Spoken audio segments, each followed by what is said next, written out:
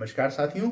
सर्दियां अपने चरम पर हैं और ऐसा तो नहीं कि आप में से कुछ लोग ऐसा महसूस करते हों कि इरिटेबिलिटी ज़्यादा है, चिड़चिड़ापन, डलनेस ज़्यादा है, मेमोरी में थोड़ा प्रॉब्लम आ रही है, कंसंट्रेट करने में हमको दिक्कत हो रही है, मेंटल फॉगिंग आ रही है, विचार कभी-कभी उतने स्पष्ट नहीं हो रहे हैं, हेडेक हो रहा है। अगर ये सारे लक्षण आपको हो रहे हैं तो हो सकता है आप विंटर डिहाइड्रेशन सिंड्रोम के शिकार हों।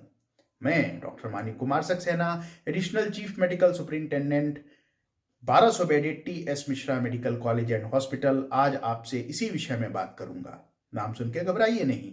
विंटर डिहाइड्रेशन सिंड्रोम, विंटर माने सर्दियां, डिहाइड्रेशन माने पानी की कमी शरीर में, सिंड्रोम माने बहुत सारे लक्षण अगर किसी एक जगह इकट्ठे हो जाएं जिनका मैंने अभी जिक्र किया तो उसको हम लोग विंटर डिहाइड्रेशन सिंड्रोम कहते हैं।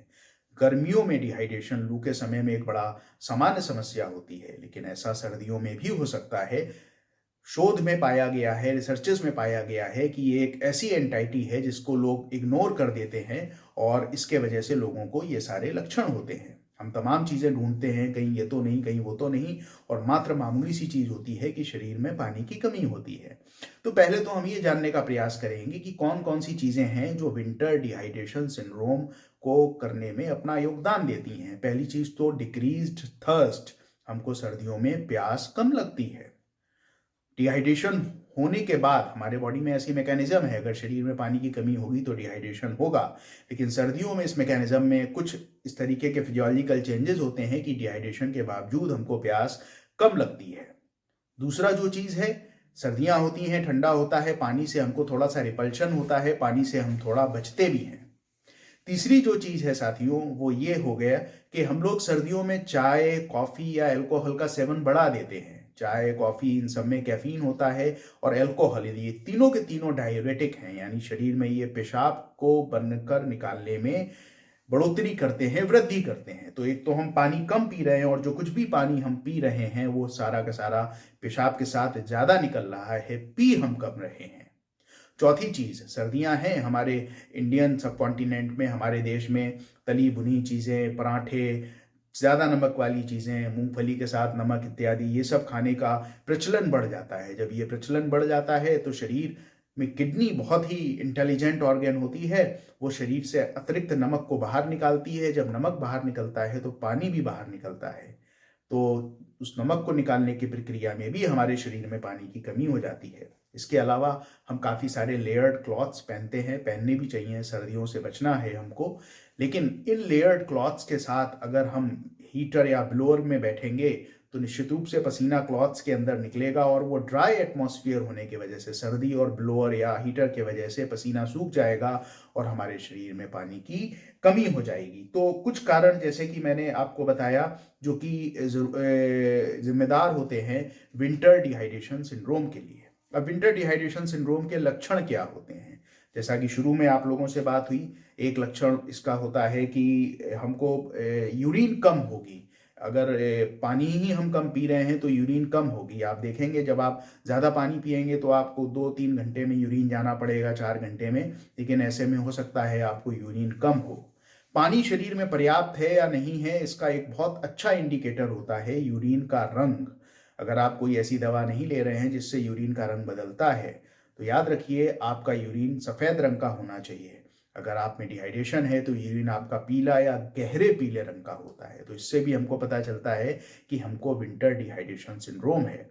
तीसरा, जैसा कि आपको बताया, इरिटेबिलिटी, चिड़चिड़ाहट महसूस होती है, थकावट महसूस होती है, मेंटल फॉगिंग महसूस होती है।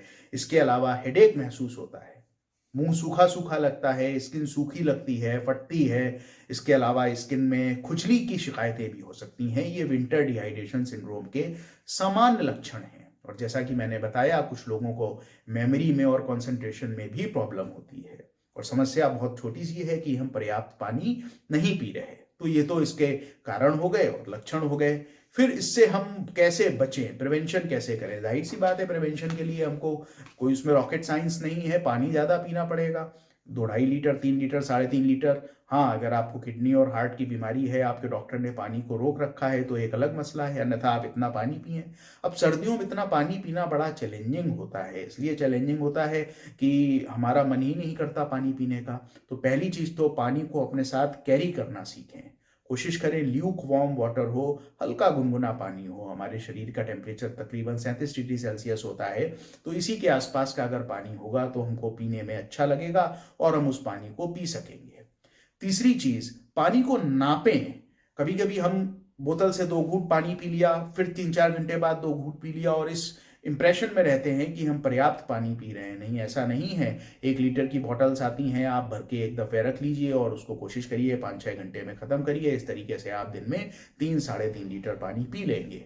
जब लोगों को पानी ज़्यादा पीने को कहा जाता है तो अमूमन लोग क्या करते हैं कि एक ही बार में 4-5 गिलास पानी को पी गए, जबकि आप एक बार में पिएंगे वो ब्लड फिर डाइल्यूट होगा और किडनी उसको यूरिन के साथ बाहर निकाल देगी। तो थोड़ा थोड़ा करके पानी हमको 3-3.5 लीटर पूरे दिन में पीना है, या 2.5 से 3.5 लीटर पूरे दिन में पीना है।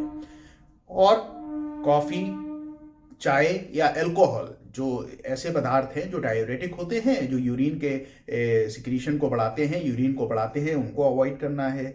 ज़्यादा नमक वाली चीज़ों को अवॉइड करना है। और ऐसा सब हमको इसलिए भी करना है क्योंकि विंटर डिहाइड्रेशन सिंड्रोम अगर आपको है, आपके शरीर में पानी की कमी है, तो रक्त का थक्का जमने की आशंका ज़्यादा होती है। तो शोध ये कहते हैं ऐसे केसेस में हमको हार्ट अटैक, स्ट्रोक और अगर हमको किडनी की बीमारी है तो उसमें भी आगे चलकर समस्या हो सकती है। अगर हमारे अंदर टेंडेंसी है कि हमको किडनी का स्टोन बनता है या यूरिनरी ब्लैडर का स्टोन बनता है या यूरेटर का स्टोन बनता है, तो उस स्टोन को बनने की टेंडेंसी भी बढ़ जाती है। तो ये विंटर डिहाइड्रेशन सिंड्रोम के और आगे एक्सटेंडेड इफेक्ट्स होते हैं। तो साथियों, सर्दियों को एंजॉय करिए, लेकिन ध्यान दीजिए आपके शरीर को पानी की उतनी ही आवश्यकता है जितनी की गर्मियों में होती है। तो पर्याप्त मात्रा में पानी पीते रहिए, क्वांटिफाई करिए हमने कितना पानी पिया है और देखिए आपके शरीर में निश्चित रूप से सकारात्मक परिवर्तन आते हैं। अगर आप अभी तक पानी नहीं पीते हैं और इस वीडियो को देखने के बाद पानी पीना शुरू करते हैं, सजग रहिए, स्वस्थ रहिए। बहुत बहुत धन्यवाद।